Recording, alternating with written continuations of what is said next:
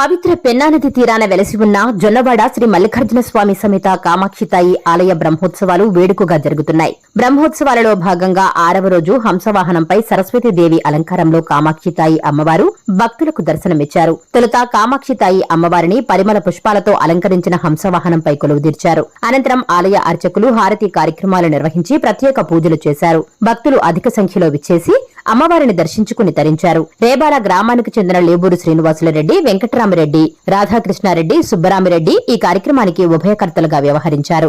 ఆలయ కార్యనిర్వహణ అధికారి శ్రీనివాసులరెడ్డి మరియు ఉత్సవ కమిటీ చైర్మన్ తిరుమూరు అశోక్ రెడ్డి పర్యవేక్షణలో ఈ కార్యక్రమాలు జరిగాయి.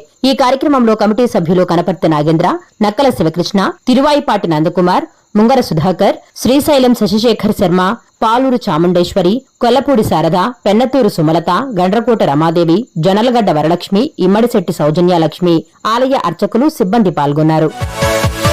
Yeah.